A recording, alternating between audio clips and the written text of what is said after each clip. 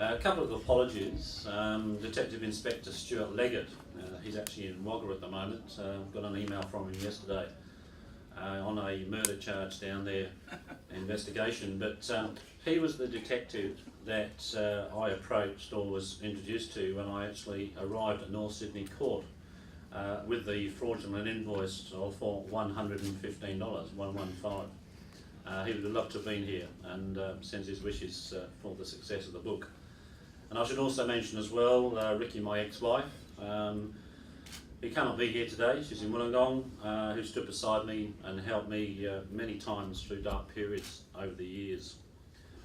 Personally, today is the end of a journey, one that I didn't launch or plan, but one I, along with Alan, had to navigate with tenacity, not losing our focus at any stage during the 11 years because there was pressure on all the time.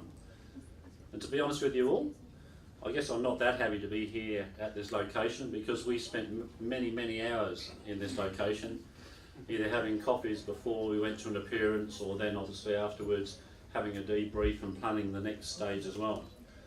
In fact, the staff here knew us quite well, and we're always suited up, and it's quite interesting because they thought, we were here for maybe as much as 3 times a week, that we were actually, solicitors, barristers, whatever. But no, we were here just doing our own thing. So, amazing amount of time and effort. The years of litigation took their toll. The amount of time, energy, costs, anxiety, stress and pressure at times was in fact unbelievable. There were times, I think a couple of times, where we were in 3 different jurisdictions being represented in different courts in 1 week, to give you some idea. Many times twice.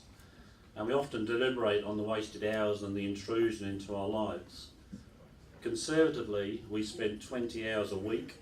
Half of that was probably during the week and half of the weekends, either reviewing the latest submissions from Lurie, preparing our own submissions, trips to the registry, general research, serving documents, and even such activities as briefing a private investigator on one occasion. And then there's all the time and travel.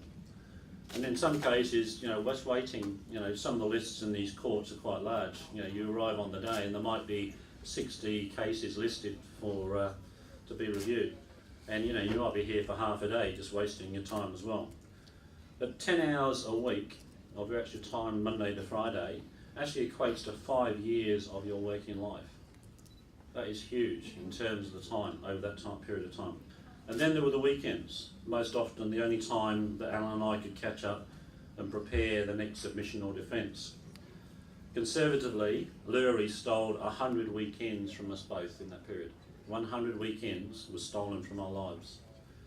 Even the race that stops the nation, the Melbourne Cup, didn't stop Lurie.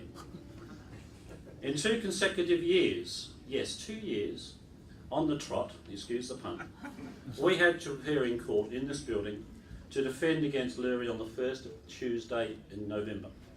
And I remember well, the judges on each occasion attempting to wind up the proceedings so they themselves could watch the race. To no avail. We missed the races both times, along with all the court attendants who were certainly not impressed.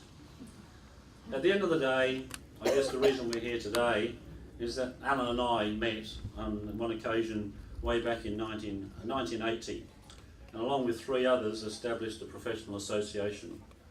We took a level of responsibility. We became directors of a company limited by guarantee. That didn't stop Lurie. Although it was limited by guarantee, he sued us for close on $250,000, and that's the district court matter I mentioned previously. What happened to us could happen to any director, and I say that because that's a warning to all directors. We were in the wrong place at the right time. Lurie came into our lives when he attended just one of our public seminars. It was a breakfast debate on censorship on the internet, and he offered to sell memberships. Makes sense, an insignificant event, we agreed to paying commission, and then it all went wrong from there. But that is the foundation for an agonising decade of negativity. There are many highs and lows, mostly lows in the book, but if there is a high, it's because today we're here. Overall, we've weathered the storms, many storms together, and we're here to tell the story, a true story we're happy to share with you. As it says in the book, Alan and I hardly ever socialise together. However, we built a bond that goes beyond friendship, established over 11 years of fighting in the trenches against the litigant in person.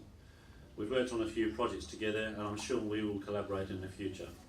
Thank you very much for your attendance today, and I hand over to Alan Manley. Thank you.